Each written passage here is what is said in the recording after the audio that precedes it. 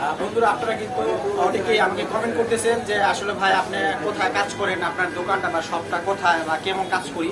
তো আমরা দেখাচ্ছি আমাদের শপটা। বন্ধুরা, আপনারা প্রথমে খেয়াল করছেন আমাদের ভিডিওতে অনেক সাউন্ড বা নয়েজ হচ্ছে। এই কারণে আমরা ভিডিওর ভিতরে যেই মূল ভয়েসটা আছে এটা মুট করে আমরা ভিডিওতে আলাদাভাবে ভয়েস দিয়েছি।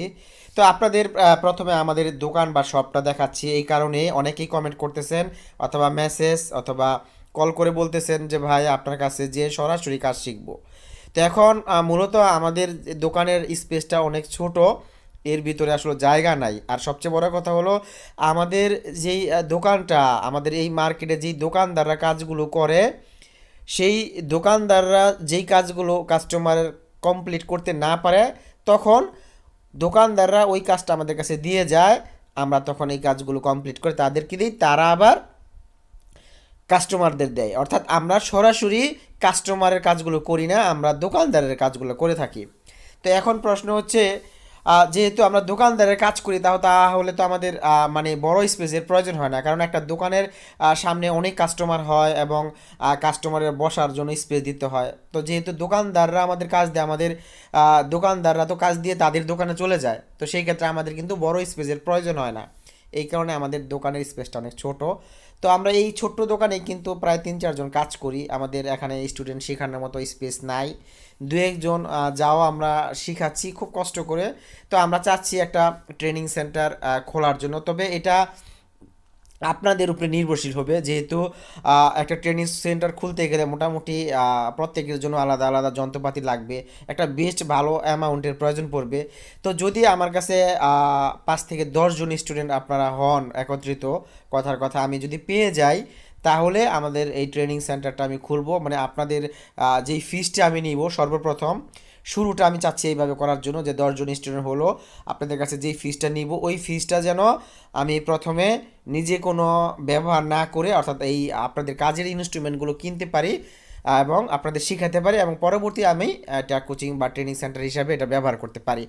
তো মূলত আমরা এখন একটা কোর্স রেডি করছি, যেই কোর্সটা যদি আপনারা কিনে থাকেন, এই কোর্সের ভিতর থেকেই আপনারা আমাদের কাছে না এসেও আপনারা আপনার দোকান বা আপনারা ঘরে বসেই আপনার এই কাজগুলো শিখতে পারবেন। যারা জীবনে কোনো দিন কাজ করেন নাই, একেবারে মনে করেন যে আমি আজকে থেকে প্রথম কাজ শিখবো, একটা ট্রেনিং সেন্টারে যাব, এরকম চিন্তা করতেছেন, তারা আমাদের কোর্সটা নিয়ে দেখেন। অথবা যারা অনেক দিন যাবৎ কাজ করতেছেন, মোটামুটি কাজ পারেন, তারাও আমাদের কোর্সটা নিতে পারেন। অর্থাৎ আমাদের এই কোর্সটার ভিতরে এমন কিছু আমি সিস্টেম রেখেছি, এমনভাবে ডায়াগ্রাম দিয়ে বুঝাইছি, আপনারা পাই টু পাই, অর্থাৎ আমার ভিডিও যারা দেখেন, আমার ভিডিওতে বোঝানোর যে সিস্টেমটা আছে ঠিক ওই রকমেরভাবে এমনভাবে বোঝানো হয়েছে ভিডিওতে, যেন আপনারা একটা ট্রেনিং সেন্টারে আছেন অথবা আমার পাশে বসে আছেন। ঠিক ওই রকমেরভাবে আমরা ভিডিওতে আপনাদের বোঝানোর চেষ্টা করেছি। তো সেই ক্ষেত্রে আপনারা যদি ভিডিওগুলো দেখেন আমাদের কোর্সটা কিনে নিয়ে, তাহলে আপনারা অবশ্যই ভালো মানের কাজ শিখতে পারবেন। তো সুতরাং আপনারা আমাদের কোর্সটা বাই করতে পারেন। একটা কোর্স কিনতে কিন্তু আপনার বেশি টাকা লাগবে না, আর যদি ট্রেনিং সেন্টারে প্রথমে যান তাহলে কিন্তু আপনার প্রায় 20-30 হাজার টাকা খরচ হবে। আর আমাদের কোর্সটা এর 5-6 ভাগের 1 ভাগ টাকার মধ্যে হয়ে যাবে। তো সেই ক্ষেত্রে কিন্তু আপনি কোর্সটা যদি নেন, তাহলে আপনি অবশ্যই আপনারা কোর্স নিয়ে উপকৃত হবেন, আপনি প্রয়োজনে এই কোর্সটা নিতে পারেন। তো যাই হোক, মূলত আপনাদের এই প্রশ্নটা থাকে বা করতেছেন, এই কারণে কিন্তু আমরা এই ভিডিওর ভিতরে আমরা এই কথাগুলো বলছি। তো এখন মূলত আমরা মূল টপিকে যাব। সবার কাছে দুঃখিত, আমি ক্ষমা চেয়ে নিচ্ছি আমাদের এই এতক্ষণ যে পেঁচালগুলো আপনাদের কাছে পারছি। তো আজকের বিষয় হচ্ছে 6 পোর্ট চার্জারের মাধ্যমে ফোনের কোন আইসি খারাপ, সেই বিষয়টা আসলে বোঝা যায় কিনা। তো সত্যিকার অর্থে 6 পোর্ট চার্জারের মাধ্যমে ফোনের কোন আইসি খারাপ সেটা কিন্তু বোঝা যায় না।